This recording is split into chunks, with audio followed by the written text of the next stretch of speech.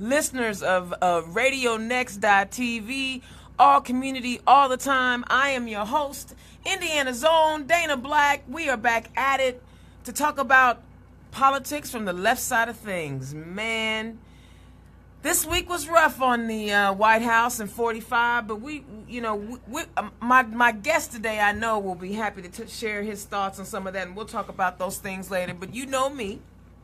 I always got to do my announcements to make sure people know what's going on. I know y'all gave me the blues about Dan Forrestal's location. I apologize. I'm not an All-American baseball fan, so I didn't know where the diamond was. You have to forgive me. I didn't know. I mean, I'm entitled. I know where Conseco is, though, and I know where the football stadium is, so there. I do have some sports knowledge. Anyway, so let me run down what's going on. As you know, we've talked about it a gazillion times, how the caucuses in our state house are small, and they need your support. They need you to come out and help them run. I posted today on Facebook, on my Dana Black Facebook page, about, I love a good rally. I love getting up and giving speeches, but now it's time for us to rally around candidates that speak for us. We really need to get behind people that understand what it is that we are trying to do in taking care of our community. And there are people who are running for re-election that you guys can go ahead and support. And as you've seen, I've brought on candidates who have announced that they're going to run. What happens to them, we don't know. My goal is just to bring you the information, and then you can decide for yourself if they are the people that you want to support or not. And another thing I want to share real quick, I've heard some folks say who they're not going to support on the left side of things, what Democrat they don't want to support. And you have every right to support or not support who you want to, but if there's somebody that's on the ballot that you don't like, then either get on the ballot yourself or find somebody to be on that ballot. Just don't talk about I don't like and highlight a problem and then not offer actually a halfway decent solution, i.e. somebody an alternative. Everyone has the right to run for office. You don't need permission to run for office. Another good post that we had this week was about women getting involved. Listen, ladies, we make up only 20% of our elected officials. We're over 50% of the population. You mean to tell me after watching these clowns for a week, you don't think you're qualified to run for office? I want you to think about that. Some of you are PTA stay-at-home moms, and your role is to make sure the kid gets something to eat, make sure they have health care, make sure they have clothes on their back, make sure their education is getting taken care of. You also work in the community so that people know that you are there. You are more than qualified to run for office.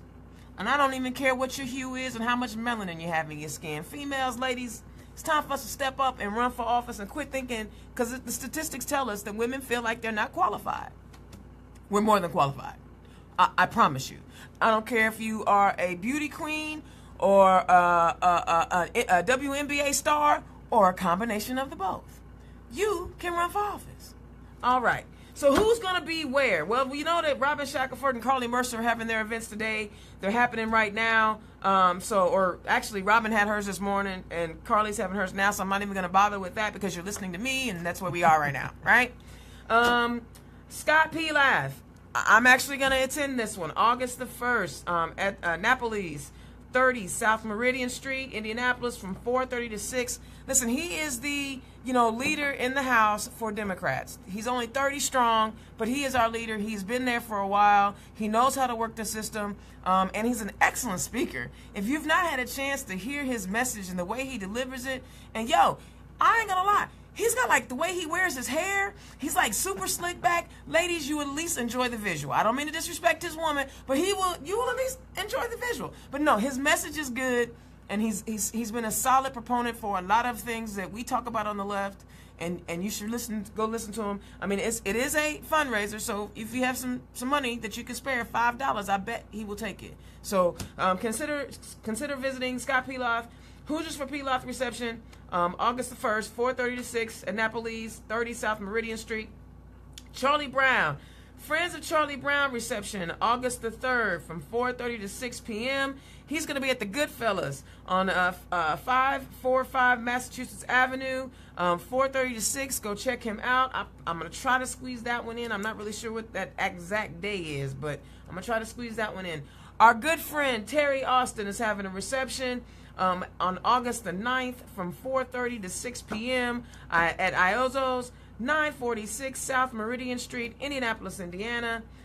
Melanie Wright, another good one from District 5. I love my D5 girls. Committee to elect Melanie Wright, State Rep, District 35, is having a reception on August the 10th from 4:30 to 6 p.m. at Loft Miller's Pub, 301 West Washington Street, Indianapolis, Indiana. If you work downtown, a lot of these things are in walking distance, and you can just make it happen, right? Or you can drive down, if you get that Park app, spend $2, you're there for a couple hours, you're a good time. Ryan Hatfield, friends of Ryan Hatfield, he's having a golf tournament. So if you'd like to hit the links, on August the 18th at Eagle Valley Golf Course, 10350 Petersburg Road in Evansville. So it's down south. He's doing it closer to home. Registration and lunch at 10:30 a.m. and they golf at noon. So if you're into golfing and you want to meet Ryan Hatfield, go on down there, check that out. I'm sure they'll have more detailed information on how much it costs because, golfing ain't cheap. It ain't never been cheap, but go on down anyway. John Bartlett, he is having his John L. Bartlett House 95 Committee reception. It's going to be at the Boiling on August the 22nd. That's 1 North Meridian. That's a new spot down there off the Circle, so check it out. But I don't have a start time for him yet. Once I get that start time, I'll share it. And then, of course, Dan Forstall, baseball, 824 at the corner of Maryland and West Street, downtown. I think that might be that little baseball diamond that they got over there by the Marriott. I think it's called Victory Field. I'm not really sure, but you guys check that out at 6:45 p.m. Good stuff going on. I also want to share with you guys, Pike Township is having their annual picnic, which is a fun picnic. It's just a way to connect and have a good time. It is July 29th from 11:30 to 2:30 at 7415 Normandy Way. Bring a dish. And if you can't cook, buy a dish. If cooking ain't your thing and you're not sure how that thing's going to turn out, you can always go to Kroger and pick something up and bring it, plates, cups, napkins, sodas, water, all that good. Ice. People always forget ice. Bring, it's a chip in, it's a pitch in from the community and getting involved with Pike Township. You should check it out. If you're not sure of the details of what to bring, reach out to Annette Johnson. She is the Pike Township president over there, and she will be sure to give you all the information about what's going on. Okay. We've been talking about Resistance Summer. I'm talking about Resistance Summer. We have a lot of stuff going on, and we need to get people galvanized and get them active. So there's another day of action. They have one in Muncie on July 23rd. I heard it went really, really well. There's going to be one in Vigo County, in Terre Haute, July 29th, Saturday, 10 a.m. to 1 p.m. July 29th, day of action in Vigo County. More details, go to the INDEMS.org website. We will share more information. You can also go to the Indiana Democrats Facebook page, and there's details there about what the day of action looks like out there. Listen, you don't have to be in District 7 or lower District 5 to get involved. We need people in all 92 counties and in all 9 districts to get involved. This one's out in Vigo. I was just out there last couple weeks ago listening to Mayor Pete. Terre Haute folks, they showed out. It was like 150 strong. No black folks though. I don't know where y'all was at, but we there. We there. All right. So listen, I know you guys want me to talk about Trump and his trans thing, and maybe me and Derek will get there. You know me, I really try to focus in on what's going on in Indiana because it is really important that we not get caught up in the noise at the top. But Derek and I enjoy having good conversations. So first, let me introduce my guest to you. This young man is energetic.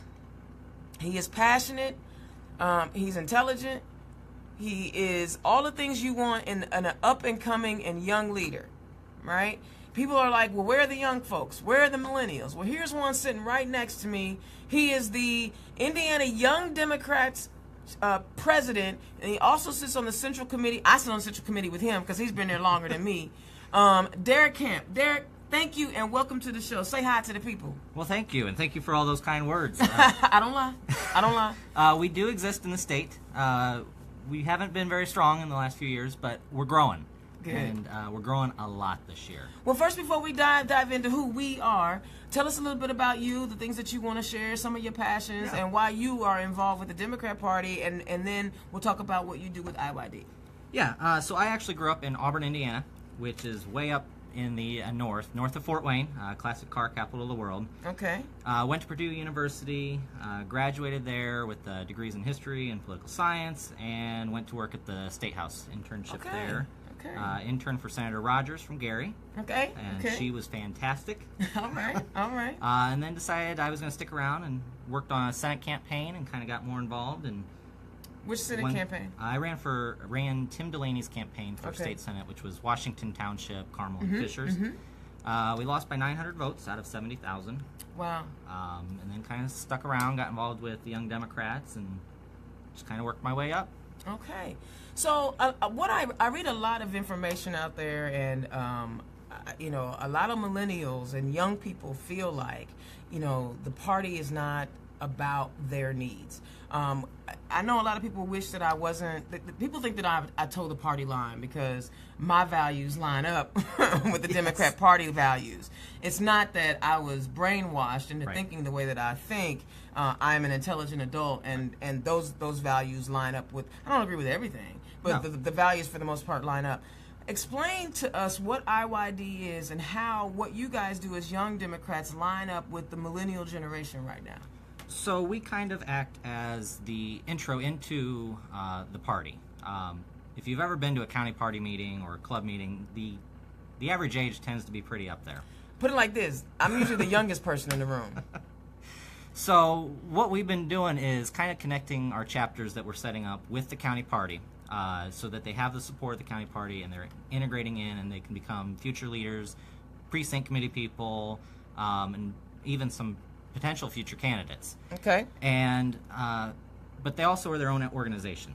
Okay. And so it's kind of a place for millennials to kind of feel welcome and with other millennials and kind of get to know each other. Our chapters do a lot of different things. Some of them hear from elected officials or different groups. Some of them host events like Drinking Liberally, where it's just a social outing. I love that. And that's super fun. That is really fun. That is really fun. So it just kind of depends on the chapter. It's meant to be an introduction into the party and kind of get people involved, and from there they can grow both within the party and personally. Okay. And so what kind of things and activity, I get Drinking Liberty, what's some of the activities that you guys have been involved with in conjunction with some of the county parties or district chairs and things like that? So a lot of our chapters, and even IYD as the state organization, we host the after parties to the JJ or the HH, or depends on, I guess, what kind of party dinner that they're going to call it. So we kind of host that, and it's just a fun get-together for everyone else. We also are involved with the Days of Action that you were mentioning earlier. Okay. All right. So both the Terre Haute, or I guess the Vigo County Young Dems and the Clay County Young Dems are going to be involved in going door-to-door with that. Okay. So we do those things, and then we also, we work for the elected officials. We go out there and work for the elections for them. Okay. So, describe to us a lot of what you're hearing when you're meeting young people and recruiting them or trying to start up chapters. What are the good and the bad, right? So we can repair the bad, but tell us both. Tell us both. So a lot of what we're hearing is they didn't really know how to get involved, and they want to get involved now, and they're reaching out to us because we're their age. We're just like them. The other thing that we're hearing is a lot of people are upset after last year with Donald Trump's election and with the elections in the state. They really want to see something different, and they would really want to start winning back. Okay. And IYD's board and our whole makeup it's made up of people from both the Bernie wing and the Clinton wing. And guess what? We're getting along. We're getting things done. Of course. Which is what needs to happen. Exactly. I tell people all the time, yes, I was a Hillary supporter, but if Bernie had won, I would have gladly supported Bernie because he was going to ultimately be better than any of the 20 people that the Republicans put up. Yes. You know, and one of the things I've always struggled with in trying to keep my emotions in check was when certain Bernie folks felt like they weren't being heard, when that's not necessarily the case. Right. You know, we were listening, but he didn't win this time. Right. And it was like, we have to move on now and support who we want. Exactly. And it's not about ideology. It's about getting the work done and going and talking to voters. That we all really want the same things. We just may not say it the same way. Exactly. We want to make sure that we're looking out for ordinary people. Right. Exactly. So, tell us about the growth of the organization. I know we talked about we had an infusion of people that have come in since, the election. What does that growth look like? So we've had a 500% growth in membership since the start of the year. 500%. That's several hundred people have joined without us even trying. Right. They've come to us, and we've gone from 7 county chapters to 18 currently since the start of the year, and we have another 12 counties in the works. And they're in places you would not expect. I know you and I have talked about Fayette County before. Yes. And they're not Connersville the only rural area. We just brought on Randolph County. We've got Dearborn, Ohio, Switzerland, Jennings, Ripley. I mean, a lot of places that we think as Democrats, there are no Democrats. Right. You have young people that are saying, that's not quite true. right. We are here and we are active and trying to make it happen. And so it's our responsibility, I think, as the older people in the party. I say I'm an older person even though I'm still young in the process. We have to be open to your ideas and we have to be open to your suggestions. I know that John Zodi has been... He's been very supportive. Yeah, and I know representatives like John Bartlett and Dan Forrestal, Colleen Mercer, they have all, been very open and receptive to the caucus and what you guys are trying to do. And as we continue to move forward as a party, it's going to take the next generation, right? I mean... Yeah. Young people need to be listened to. We need a voice, and we want that respect. But at the same time, we also have to respect that these people have been here, they've been through it, and they've fought for things. So it's got to be a mutual respect. Absolutely. I think the only thing that probably was, other than I don't want to work with the Hillary supporters and I'm a Bernie supporter, so I'm just not going to do anything, is the notion that I pushed a button, why didn't it come on? Yeah. Right? Sometimes when you're new to the political process, you feel like, especially young folks, you guys are more of an instant gratification generation. I mean, you didn't actually have to wait for the food to actually heat up in the oven before there were microwaves, or you had to wait till you got home to make a phone call to your best friend. Yes. Right? So the expectations, I think, were different. When you're older, you understand that change doesn't happen overnight. Right. And the times now are completely different than one of the party elders have been there. Absolutely. And so how do you convey that message to young folks to say, okay, wait now. I know you want change. Right. But you have to kind of, So what we've been doing, I mean, it's getting them connected to the county chairs. It's getting them connected to the elected officials and getting them to realize that they're people too. They're going to make mistakes just as we do. But we have the right goals, and the more you get to know them, they're going to bring you in. I was brought into IOID. I did not seek it out, and it's just kind of been that way, and as you get to know people, they are willing to support you. I don't know how many people on the state committee have offered to help on various things just as you get to know them and give them the respect that you're wanting as well. Absolutely. And you know what? You don't, even though he's saying that it's an entry into the party, that's not restricting or limiting what it is that you can do with the party. I think a lot of people, especially this week, I've been seeing where, the notion that the establishment won't let me do something. I'm sorry. You know how I feel about that one, right? Yes, okay. I do. But tell us how you train young folks to not think like that. So it was very interesting. I came on as president in March, and the first few chapters we were bringing online, it was a little rougher. We hadn't really brought on a chapter in a while, and it's definitely getting used to some of the egos and breaking down some of those barriers.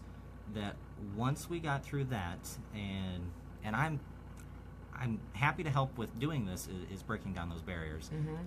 I've had to do it a few places, and once we got through it, the relationship is smooth. The county party is very supportive of us, and the chapters are supportive of them, and it's getting to that relationship, and that's what we can kind of do. And kind of going back, I think I heard you mention earlier about women running for office. Yes. I actually read today, Emily's List has seen 16,000 women sign up with them. Excellent. Trying to get into office across the country at all levels. Excellent. And see, we're doing it on a much more close to home Yes. type of way here in Indiana. I mean, Emily's List and even for LGBT folks, Victory Institute Yes. and some of those organizations. Those national organizations are incredibly wonderful, but there's no way that they can really give you true insight on what's going on in Indiana.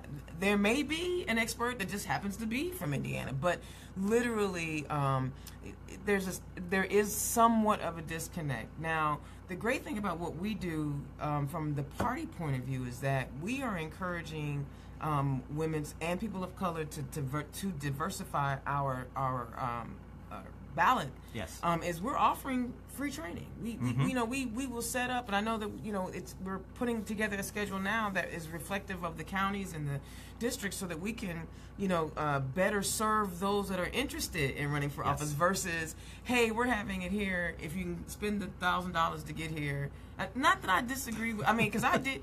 Listen, I love those trainings, and they're wonderful. I think Emily's List is a wonderful place, and I also think Victory Institute is a wonderful. They're not enough. They're not enough. We need, more local. One of the things that I really loved, and I know that it's a hopefully it's also another feeder. High school Democrats. Yes, they've been really great. Okay. And they're actually part of the Indiana Young Democrats. Oh, are they really? I did not know that. So we act as a parent organization to both the high school Democrats and the college Democrats. See there? Connected. And so the growth that I mentioned earlier, that's just IYD. That does Right. not include the high school Democrats or the college Democrats. And I know they both have grown. Absolutely. The high school especially, they relaunched last year, and they've got over 20 high schools already.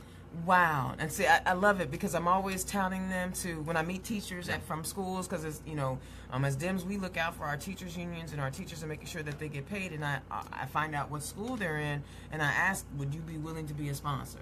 I don't know the details of how to start up a chapter, but I got some folks that can help you, and that's what I do is I connect.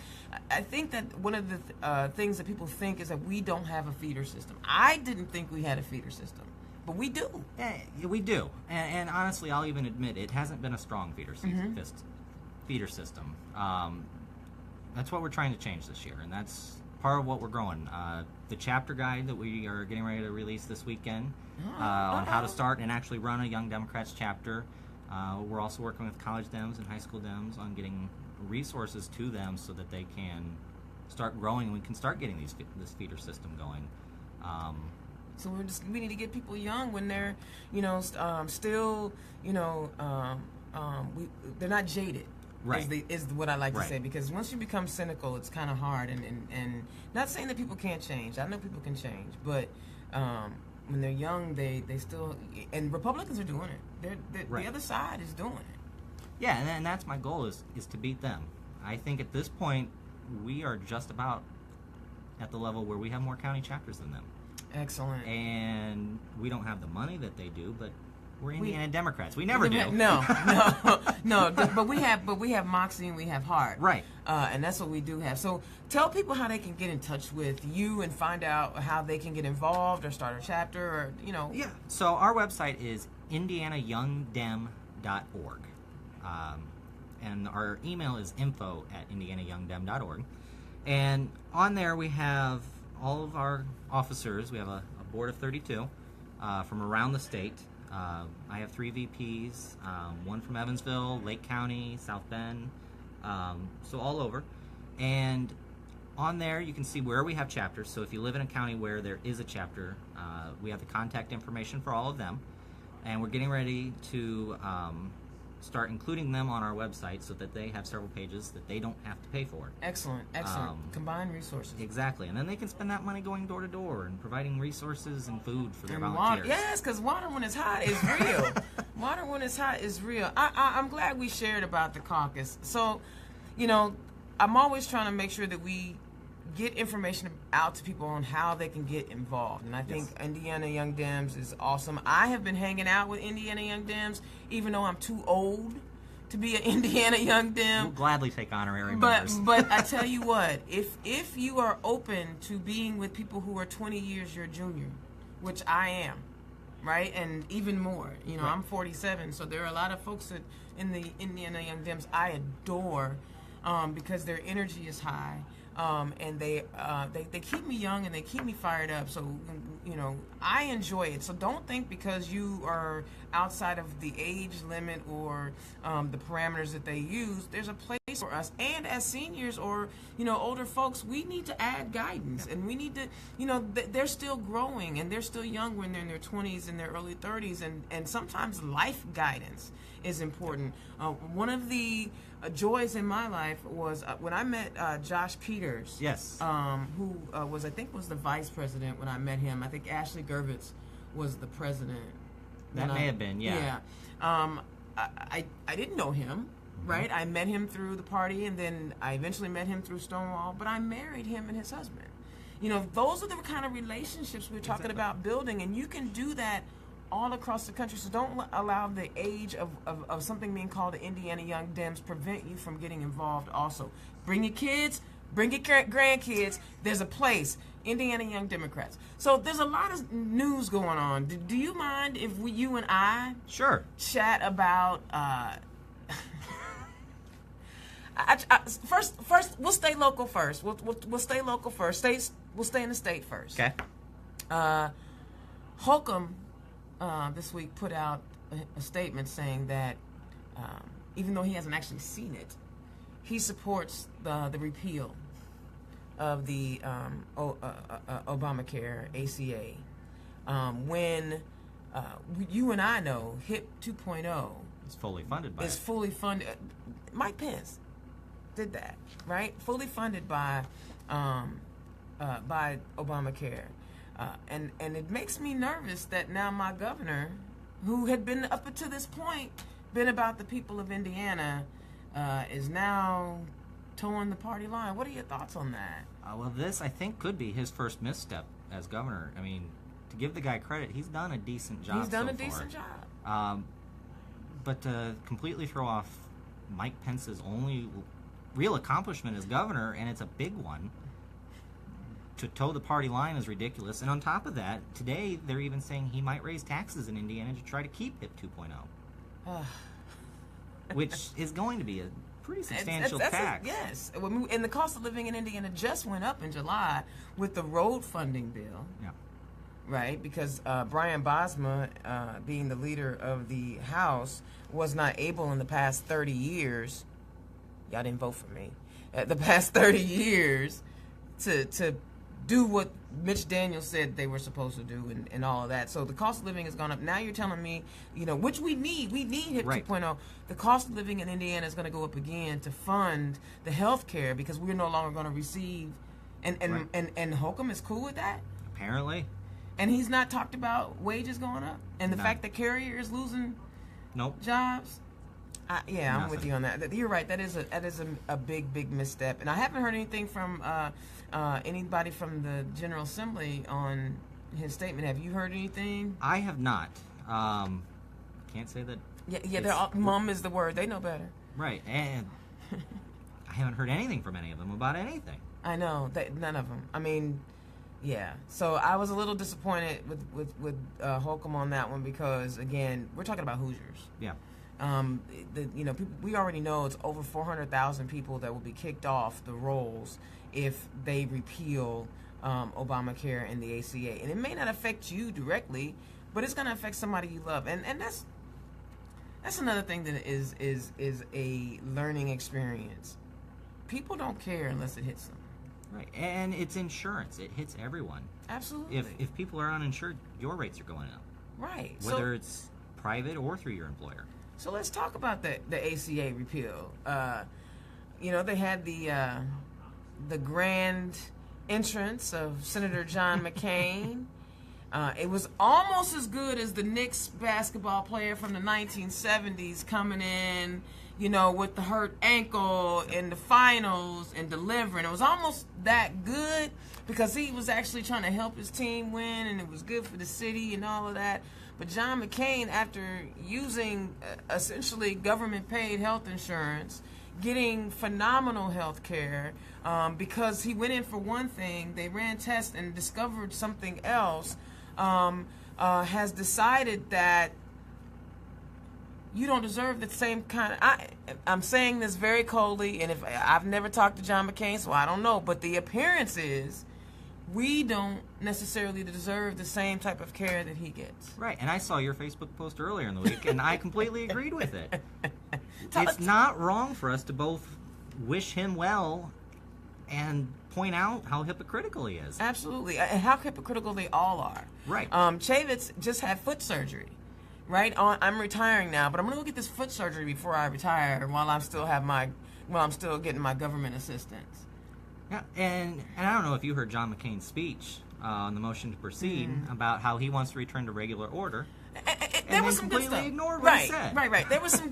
He said some good stuff because, first of all, he hates Pence. Yes. Let's just be. He hates Trump. He hates Trump. He doesn't respect Trump, and for good reason. Right. He feels. He really feels like Trump hijacked his party. Yes. Right. And that's fair. That's their fight. Right. And I think a lot of what he's talking about, hey, let's get back to what we're supposed to do constitutionally, was a jab at Trump, not necessarily about protecting the people. Right. And I would agree with you on that. So now Lindsey Graham is all mad. He's mad because he doesn't want Jeff Sessions fired. They're kind of imploding from the inside. I know this is an octopus with legs, and there's tentacles everywhere that we can go. And that's why I usually don't. In my mind, adult ADD kicks in, and I go from one. I want you to jump in, talk about the things that are passionate to you about what's going on at that level. Well, at the national level, I think it is ridiculous. McCain was right in the fact that there is no order there. It has been jumping from one thing to another without getting anything done. The only legislative accomplishment they have had in Congress was a nearly unanimous bill limiting Trump's power to remove the sanctions from Russia. That's the only thing they've done this year. That's it. Trump has had the best, 8 months of a presidency that any president's ever had. He's the greatest, right? Oh, no. I think I saw something earlier this week that probably describes Trump and his administration best, and really his whole life, is he is a walking disaster zone. Yeah. And he damages and destroys everyone he comes into contact with. But he doesn't do it himself. Everyone around him does it to themselves, trying to appease him. Which, can you imagine? Okay, so, now listen, there's got to be an art to that, where you take grown men who have won elections and have been around in Congress for 20, 30 years and are very comfortable and are learned. They are Rhodes Scholars. We may not always agree, but I don't assume that they're dumb people. But how did he take these grown, virile men? He pretty much neutered Chris Christie. And that's where I was going, baby. And what he's doing this week with Jeff Sessions, and don't get me wrong, I don't like Jeff Sessions. I don't like Vic Sutton said it best. It's so bad that we are on the side of Jeff Sessions. This is crazy. This is crazy town. He's bullying Sessions, and he just doesn't want to fire the guy for whatever reason when he clearly wants to. Oh my! Well, he doesn't, because Jeff Sessions didn't say, "Your Honorable President Donald Trump, I am here to serve you," and that's it. And he recused himself like he was constitutionally required to do. Well, to what extent he recused himself is open, but... Well, yes. It must have done something, because dude's tweeting about it, and if I had known he was going to recuse him... That's like a girl, who dated the town pimp. And she knew he was the town pimp. And then when she catches him with another girl... says, well, if I knew he was going to cheat on me, it's the town pimp. There's only so much There's only so much. So what? So Trump has not done anything out of character. No. Everything he has done, he started doing when he came down the escalators of the Trump Tower. He has not changed one bit. There was just so much hatred for Barack, and there was so much hatred from the Tea Parties Yes. and the alt-rights that they just ignored and didn't care. I was shocked that, someone like Kasich or someone like, Ted Cruz is creepy. I'm sorry. My creep meter goes like, Yeah. Marco Rubio, handsome, Cuban, and all of that. And they could not take this dude down because they were the establishment. And there are people that would rather see our government blow up and see us vulnerable. That's the point. Than to... They think the path forward is through Trump and what he's done. And in all honesty, what he did last year was shocking. It was amazingly shocking. To see that many people flock to him. And it's not a majority, and I don't think anyone would ever argue that it's a majority of the country. But it was a significant portion. And Absolutely. so they're going to play to their base. Absolutely. I'm really sick and tired of hearing about, who was educated and uneducated and who voted, Bottom line is, too many people thought that someone who had never served an office would be the best suited for the highest office in our land, right, versus a woman who has a woman who had a track record of getting things done. Exactly. International diplomacy, understanding sometimes you got to take a back seat, but as I take this back seat, I can still move forward my agenda, Exactly. which means I'm a team player. I know how to compromise. I mean, and on top of all of that, of everything she was accused of over the last 30 years, if any of it was true, either she's a damn good politician to get out of it, or she didn't do it. Exactly. In either case, that's the one you want. I mean, this chick, you didn't have to like Hillary or her personality to realize that she was going to do the job better than this dude is doing it now. right. And I'll admit, I did not vote for her in the primary, but I never once doubted that she could not do the job well. Oh my God. I mean, and that's the part that just, but now, I'm going to be honest with you people. I'm not shocked, because this is the same society that we have to convince that children should have quality education regardless of how much money their parents make. This is the same, society that we have to convince unarmed people should not get killed, especially those that are brown and black. We have to convince people that these things are real. We have to convince people that putting a pipeline under, Native American water source, when we know pipelines always leak. I don't give a damn. After they moved it from where it was going to come closer to the white folks, they moved it. The white folks were like, oh, no pipeline over here. And they moved it. We have to convince people it's a bad idea to poison people's water. Or we have to convince people it's a bad idea to cut down all the trees. I know that sounds crazy, but aren't the trees like the natural air filter for our planet? Well, it comes back to they don't believe in climate change, Yeah, so why but- should they believe in the trees? Exactly. So for me, the fact that Trump is president is not a surprise, because you have to convince people of common sense. God, I want you to jump in. Don't let me do it. Just jump on in. Jump on in, D. Yeah, it doesn't make sense. People aren't voting in their best interests. They're getting closed off, and all this technology has been great in connecting people and allowing what you do and what I do to make it so much easier. But at the same time, it's creating a political vacuum. You're getting stuck into your same news sources, and we all do it. Even you and I. Yes. As much as we may try to. And even people inbox me. They let me know Oh yeah. how stupid I am.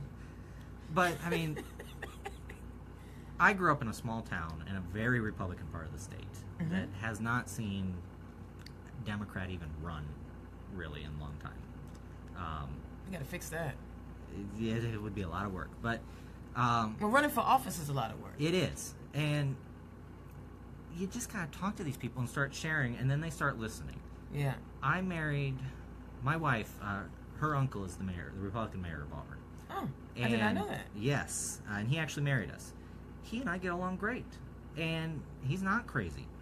We agree on certain things, and you got to talk to these other people, and you got to get these other sites, and once you start doing that, then we can really start breaking down. Right, and we can't attack people. We can't make them, you may not agree with them, but you can't attack them and make them feel less than because they don't think like you.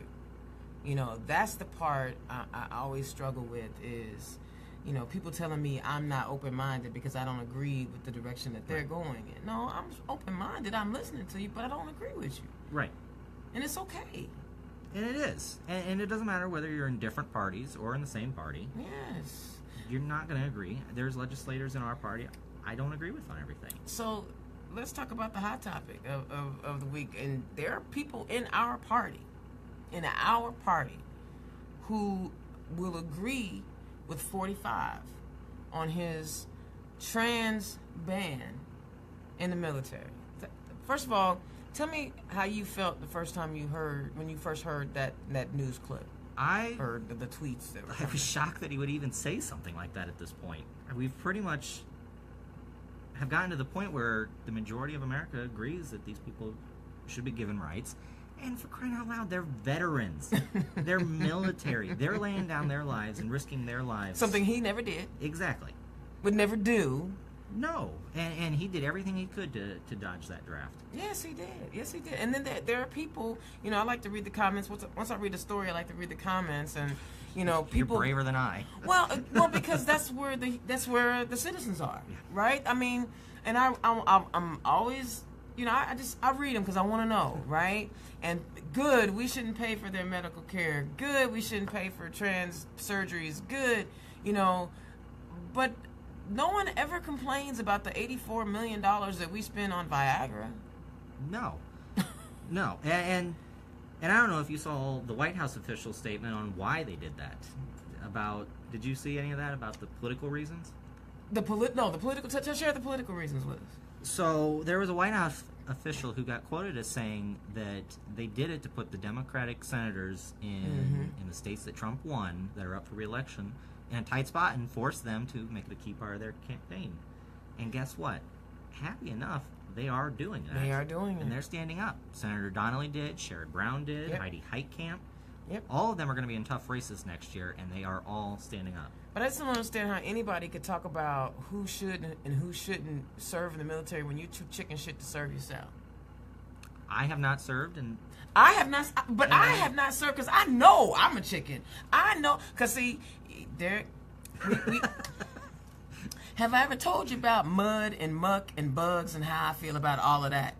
no, I don't think so. Yeah, that's not your girl, right? I knew what being in the military entails, and I also didn't think that I would ever be brave enough to pull a trigger. And so because I know who I am, I applaud anybody that is willing to risk their life so that I can get on, RadioNext.tv and talk mess all day. Right. Right? So there are over 4,000 trans folks right now who are honorably serving in our military. And it amazes me how, people get it in their mind what somebody else is. How would you like it, Derek, if I came up to you and said, you know what, you really are not a Democrat. And I know you got the beard and all, but it's not really there. I actually have been told I'm not a Democrat. Oh, my God. Yeah, really? Oh, my God. The idea that you can define what somebody else is because of information you read. Right. But versus, what it is to really be that person. You need to walk it's hard. A mile into somebody else's Exactly. shoes. But you can't No. walk a mile in somebody's brain. No, you can't. And with that issue, they thought that there would be disruption and it wouldn't work if we allowed women in the military. It seems to be working pretty fine to me. We were allowed in the military, but we were only allowed in support roles, Right. nursing, taking care of and feeding and changing shit diapers. That's what they thought we was only good for. And now you're allowed in combat roles. We're allowed in combat roles. Doesn't seem to have affected anything. Other than the fact that the assault on women has gone up. But that's another That's a subject different issue. for another day. Yes. The same thing happened when we desegregated the military. There was a big pushback against it, and guess what? We're still stronger than ever. Boy, black folks, Latinos, Asians, everybody contributes to the protection of our country. It doesn't matter what color skin or who you are in the military. It matters who is next to you. Absolutely. And Mayor Pete talks about that all of the time. You know, he talks about no one gave a damn who he was going home with. They wanted to know if he had ran his manual or if he knew where the IEDs were based on the reports. They did not care because they want to go home. They want to, you know, and to have and these people are. This is the part that I think is lost on a lot of people. Do you know how brave you have to be to actually like serve in the military, like to give of yourself, and then put the fact that you were brave enough to come out as trans on top of that? That's like some RoboCop super soldier. I can't even imagine. That would be difficult. I mean, even when gay folks were, you know, don't ask, don't tell, when they, you know, it's amazing to me. People don't even look beyond the basic, you know, the fortitude that it takes to deal with humans who are always, always, always against you, but you are willing to risk your life to save theirs.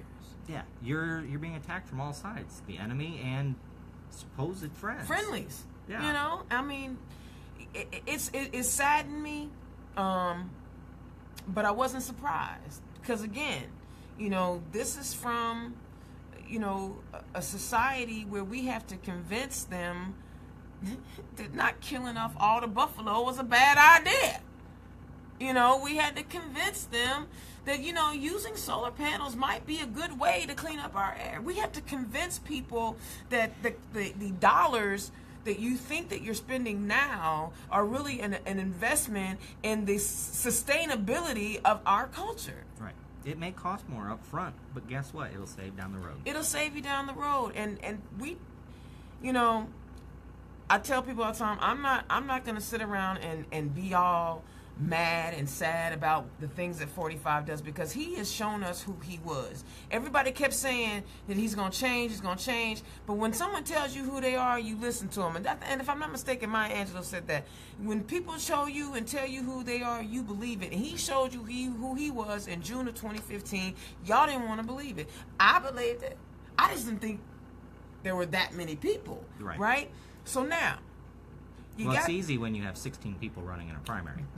Babe, because he just kind of, and all he did was throw insults out, right? Little Marco and, you know, low Lion, energy. Oh, Lion Ted. Well, he actually got that around. And then he never went after like Kasich and Christie and, you know, except they could take him on. Except I think at one point he joked about Christie's weight, but that, you know, that just lets you know who a bully is. A fat person talking about another fat person, really? Because Donald ain't thin. He ain't no little dude. I ain't no little girl, so I ain't gonna talk about fat people. But it was just, so now here we are. 2017, we're in August. Look, y'all can have the last few days of July. We are in August. Let's talk about how we flipped this thing.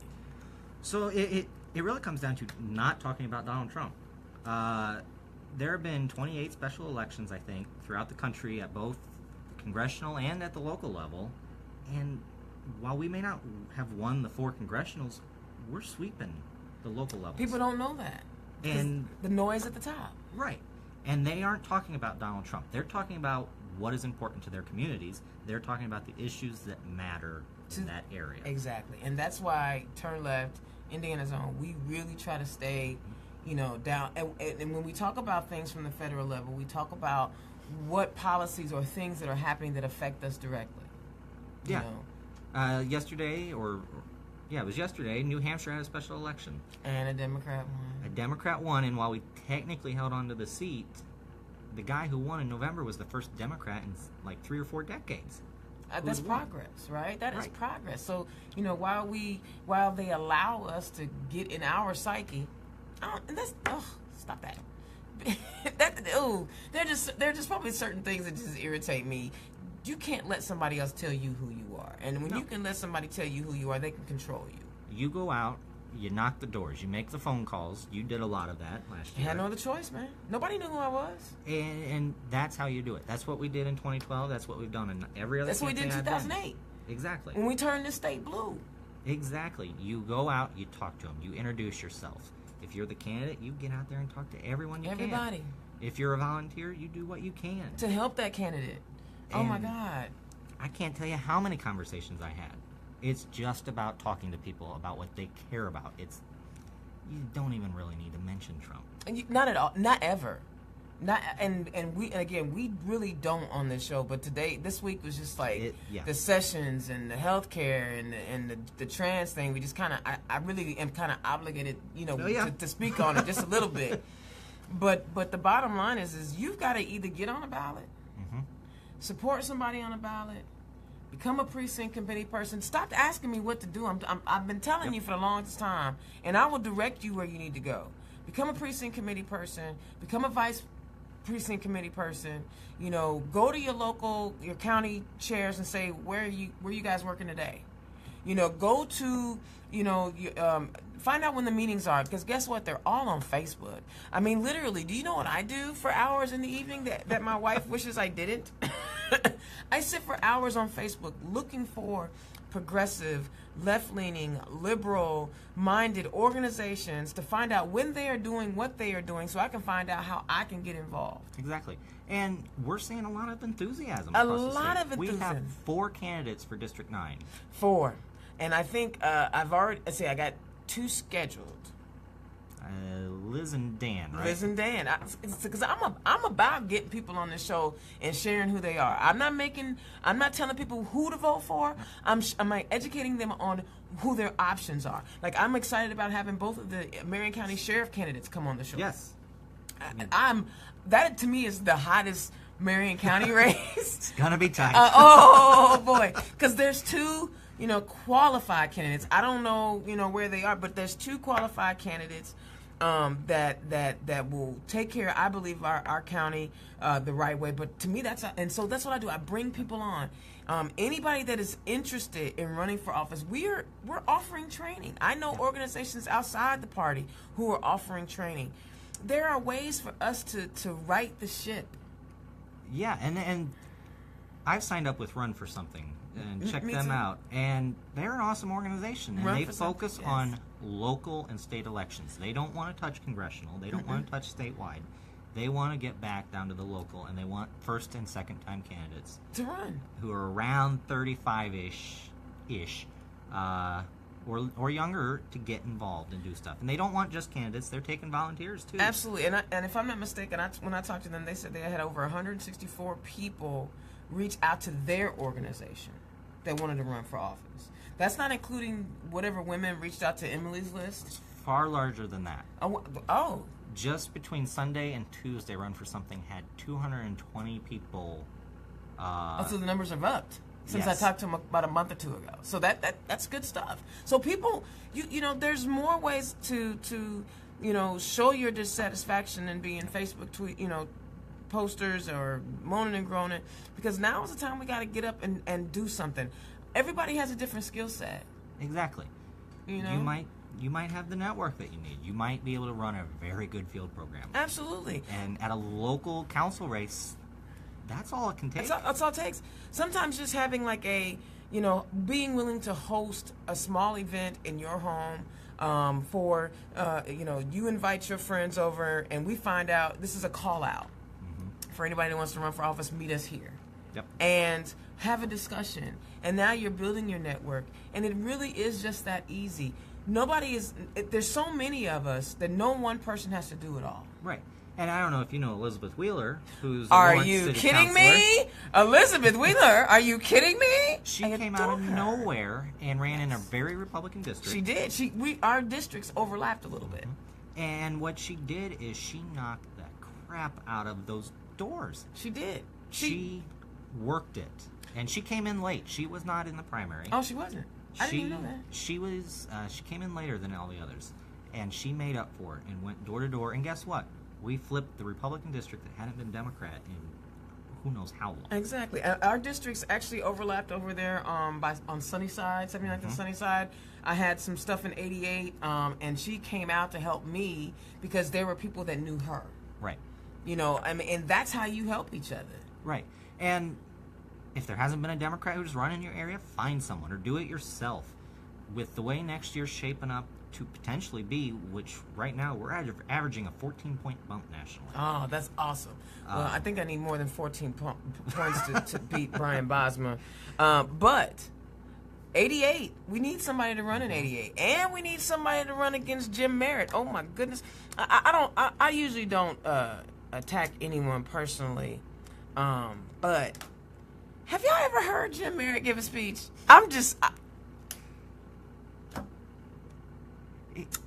He's a nice guy. He's a very nice guy. But there's not much else. No, so maybe we ought to help him find something else to do with himself. I don't think so. You know, I think we ought to find somebody to run in that district. Somebody, I know after 32 years, Brian Bosma got to be tired. We should help him out. Exactly. And help them find some other places to go and some other things to do. I think the Rakita Messer That's mess. going to be ugly. They are going to beat each other bloody. They are, and you guys should pay attention to it. I mean, because you need to know where Republicans are coming from in Indiana. They want to go up against Joe Donnelly, and I've heard a lot of folks talk about, well, Joe Donnelly did this or Joe Donnelly did that, but Joe Donnelly votes 80%, 75 to 80% of the time with Democrats. Nobody is ever going to agree with you 100% of the time, and if you think you are, you're delusional. And it's Indiana. Indiana. We've got to admit that Indiana is Republican, but not solidly. No, look at our governor's race. Right. Right? It was what, 52, 48, something like that. Somewhere like it's not the 70-30 or No. the 41-9 that we see in our state house because of gerrymandering. That's not something. Democrats can win. We can but win. we do it when we put in the work. Absolutely. And John Gregg put in a heck of a lot of work last year. There just wasn't that. We didn't know about that Trump bump. No. And You know. John Gregg ran 13 points ahead of it. Yeah. I mean, you can't Yeah. expect more when you usually only get a 10-point. Exactly. So I know a lot of y'all are not feeling Joe Donnelly. I don't necessarily understand why, but that's on you. But watch the Luke Messer, Ty Rakita primary on the other side of the aisle.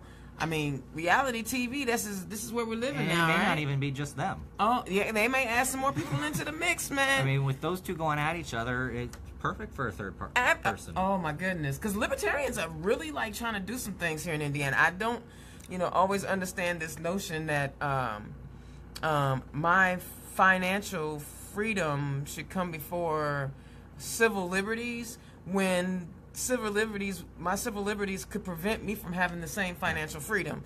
That notion only comes from people who haven't had to struggle to exist in a space, right? If you get to just be who you are, sure, it sounds fantastic because I don't have to, I have a buddy on the book, Sean Shepard. And I adore this man. I mean, he's a funny guy. We enjoy each other's company, and his conversation is fantastic. But he's a libertarian, and he's a guy that's like, he's talking about taxes and where my money goes, but that's because he hadn't had to fight to be an American, Right. Or he believes that inherently people are good, and then you put everything together and people are good, blah, blah, blah. Yeah, but they weren't singing about strange fruits in Hamilton County because they were lynching your brothers. And so it's kind of hard. Or they were denying you the right to vote because it was inherent that all white males got to vote. So it's kind of hard to relate to that. Libertarians, but you got a chance. I mean, put marijuana on your ballot, you never know what might happen. And the opinions on that are changing. They are. There's still some left leaning folks that are a little afraid to touch the marijuana thing. I know I was at an event last year, and I was really the only Democrat that was like, yes, medical marijuana is necessary for a lot of people because at least that's grown out of the ground. Right. What is in that pill they just gave you from the pharmaceutical company? What is that? Name all them multi-syllable ingredients. You know what I'm saying? All these that's where we got the opioid addictions, right? Not from weed. Weed, people don't, man, come on. All right, so we're not gonna go there. HB brought me back. Man, wait a minute. HB brought me back because I think people choose their. I don't have any medical issue where I require myself personally, but I've seen the positive effects. And I'm sorry, I haven't heard like Colorado crying. Like, we don't have no money now because we selling weed. Their schools are funded, their roads are paved, and people are chilling. So, listen, this was another great episode. Derek is such a cool guy. Thank you so much for joining us. And it was on short notice. Leanne, you coming on the show? District 5 chair, you coming? We know that you're a busy lady, and thank you, Derek, for stepping in at short notice and offering us some insight on the Indiana Young Democrats. Share with people one more time how they can get in touch with you. Go to indianayoungdem.org, and you can get in touch with us by email, and you can also get in touch with our chapters through there. Excellent. Get involved. Stay involved. Resist, fight, do what you got to do, but it's all about being involved in our political system because it belongs to us. I am your host, Indiana's own Dana Black. Thank you again, Radio Next, for allowing our show to come on. Turn left. We'll see you again next week because we got Andre Carson. Congressman Andre Carson will be in the building. What? Y'all have a good night.